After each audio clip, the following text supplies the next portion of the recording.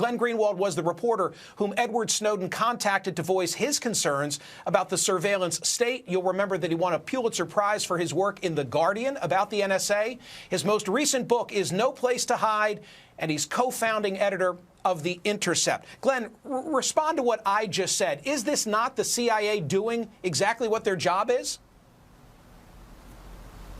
We don't know, because most of this has taken place completely in the dark with very little oversight or public debate or accountability. And that's the problem with having these agencies that exercise enormous power, and there's almost no way to learn about them because virtually everything that they do is decreed to be secret, and therefore it's a felony to disclose it. And let's remember where WikiLeaks got this information. Even the U.S. government has told media outlets they didn't get it from Russia. It wasn't the Russians or Putin who took this information and gave it to WikiLeaks. It was people inside of these programs working on the program who became extremely concerned about the scope of the CIA's capabilities, vastly exceeding what the public knew, including some quite dangerous things such as purposely keeping vulnerabilities in commonly used software programs, and decided that it ought to be public so that we, the public, can have a debate about whether or not we want the CIA to be doing this. Right, but to have a debate about it is to completely diffuse the opportunity for the CIA to listen in on evildoers like al-Qaeda and ISIS. No, that's not true, and it's not true for several reasons. First of all, terrorist groups, terrorist organizations are very sophisticated. They're well aware of the fact that the U.S. government is trying to eavesdrop on all of their electronic devices. Remember that Osama bin Laden wouldn't communicate with anybody except by personal courier through somebody who was his cousin, who he trusted greatly, because of course terrorist groups already know and have long known that the CIA and the NSA and other organizations are trying to invade electronic communications. So what Julian and WikiLeaks did in this case was and it's very interesting, they didn't just take the information and just dump it all onto the internet. They redacted enormous amounts of this information, including the actual code, so that you couldn't tell how the CIA is doing it, you couldn't replicate it, you may not even be able to defend against it. So they took steps to prevent these programs from being destroyed, but gave us enough information to give us the broad strokes of what these intelligence agencies are capable of and are in fact doing. I understand the point that you're making. I'm just saying that by the revelations, even without revealing the code, it takes out of the U.S. arsenal the ability to implement these measures. I want to show you something. General Michael Hayden was on the BBC making a point that I'd love you to respond to. Okay,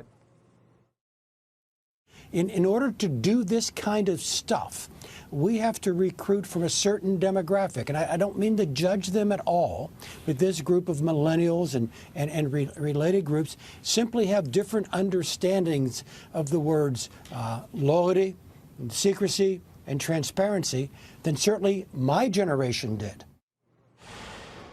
So General Hayden is saying that the millennials, who are often the leakers, are much different. There's a generational divide than the people who hire them. Respond to that. There may be some truth to that. People who are in their 20s and 30s who grew up with the internet already an important part of their lives may value it more and differently, and therefore be more disturbed when there's actual invasions of privacy. That was something that Edward Snowden told me when I met him about what motivated him to leak, was that the internet was so important to his development as somebody who grew up poor and not able to explore the world except through the internet, that he valued the internet too greatly to allow it to be turned into a surveillance state.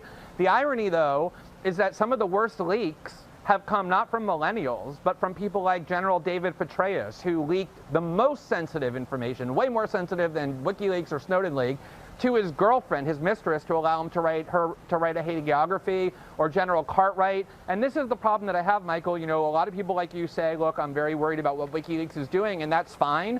I think if WikiLeaks really had the intentions that you were claiming, which is to destroy the U.S., they would release the code, they would release the targets, and they're not doing that because they're trying to be responsible. But I think the problem is there's no consistency. General Petraeus leaks extremely sensitive information. He gets a slap on the wrist, doesn't spend a day in jail, and then Michael Hayden forgets he exists and says, oh, it's millennials doing this. Leaking is a very common practice in the U.S., but if you're powerful, you get away with it. You get really rich like Bob Woodward has done. If you're powerless, you get put into prison, and that's a major problem. Glenn, I've got to ask you about the big picture issue being this ongoing probe of presumed Russian hack or attempted hack of the American election. I follow you on Twitter, and you tweeted something that caught my eye. Put that up on the screen, and I'll read it aloud. Number one, Trump presidency is dangerous. Number two, CIA deep state abuse of spy powers to subvert elected government is dangerous. One can cogently believe both. Speak to that issue. Sure. I mean, I'm somebody who has advocated a lot of political positions, devoted my journalism and my legal career before that to a lot of positions that the Trump presidency is waging war on. So I do think the Trump presidency poses severe dangers. But there is also a severe danger from having these unelected but extremely powerful people who operate in the dark, who exercise permanent power in Washington, subverting the democratically elected government, which, like it or not, is the Trump presidency. There's an article in the Boston Globe today essentially calling for the generals to intervene and save us from the elected political officials as though we're Egypt. There's a lot of calls from Democrats for the CIA to continue to subvert the Trump administration, which they dislike for a whole variety of ideological reasons. And I'm very worried, not just about the dangers posed by the Trump presidency, but of this desire that we seem to have the military-industrial complex, as Dwight Eisenhower called it when he warned about them 60 years ago, intervening in our democracy by imposing their own will outside of the democratic process. So let me ask a final question and try and wrap together all these subjects. Does Glenn Greenwald give any credence to a conspiracy theory that's now getting legs, which says, hey, it wasn't the Russians playing games with our election, it was actually the CIA playing games with our election?